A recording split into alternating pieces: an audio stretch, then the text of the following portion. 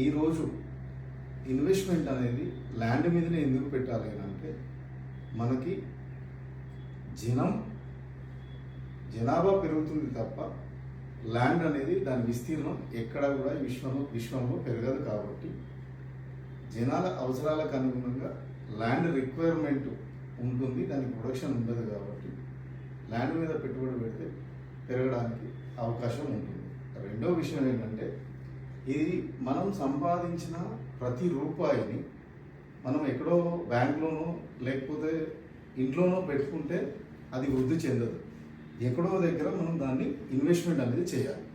ఆ ఇన్వెస్ట్మెంట్ చేసే ప్రాసెస్లో ఇప్పుడు జనరల్గా మనకు తెలిసిన వాటిలో 4 రకాల ఇన్వెస్ట్మెంట్స్ మాత్రమే ఉన్నాయి.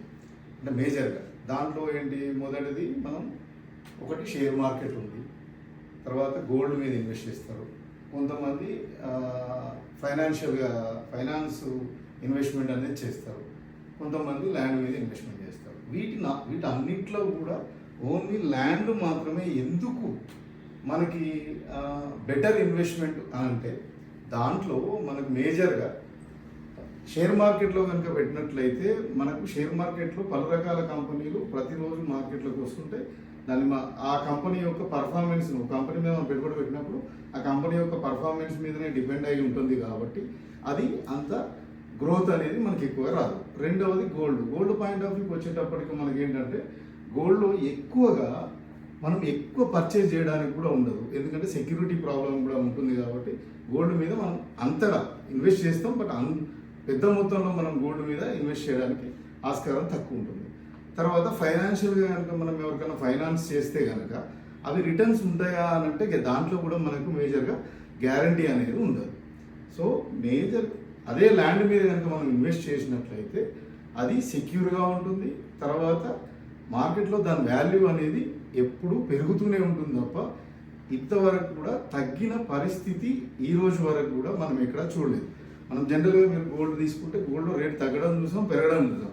కానీ మరి షేర్ మార్కెట్లో ఇన్వెస్ట్ చేస్తే మనం దానిలో ధర పెరగడం చూసాము, షేర్ వాల్యూ తగ్గడం కూడా చూసాము.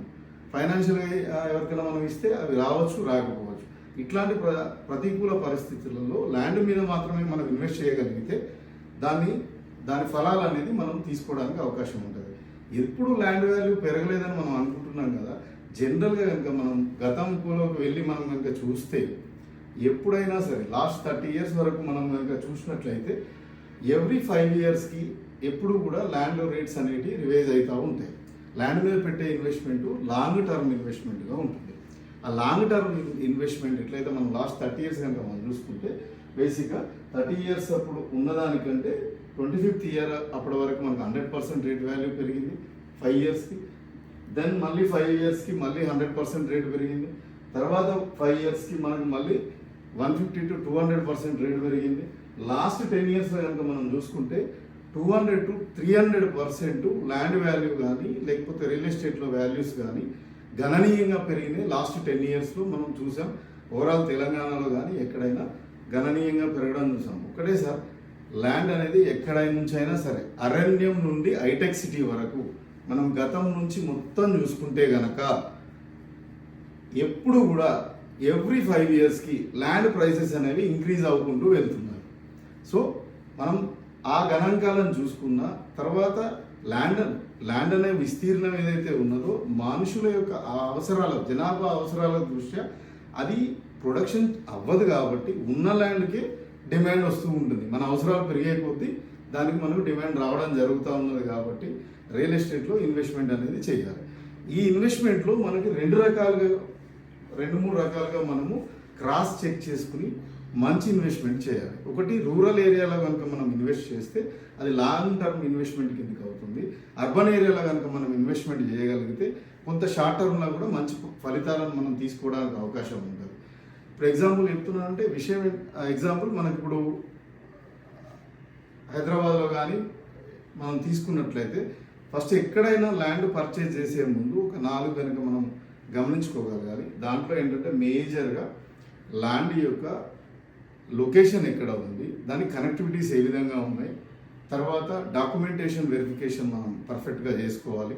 తర్వాత దానిలో అన్ని అప్రూవల్స్ ఉన్నాయా లేవా అనేది మనం చెక్ చేసుకుని మనం ఇన్వెస్ట్ చేసుకోగలిగితే అన్ని అప్రూవల్స్ అంటే ఎగ్జాంపుల్ హైదరాబాద్ తీసుకుంటే హెచ్ఎండిఏ రేరా, తర్వాత బ్యాక్ వెరిఫికేషన్ లింక్ డాక్యుమెంట్స్ అవన్నీ కూడా మనం పర్ఫెక్ట్గా చూసుకోగలిగితే అవి పర్ఫెక్ట్గా ఉన్న సైట్లో కనుక ఆ ప్రొడక్షన్ చేసే కంపెనీ దగ్గర అయితే మనం దాంట్లో ఇన్వెస్ట్ చేస్తే మనకి మంచి రిటర్న్స్, సెక్యూర్ రిటర్న్స్ కూడా మనకు రావడానికి అవకాశం ఉంటుంది.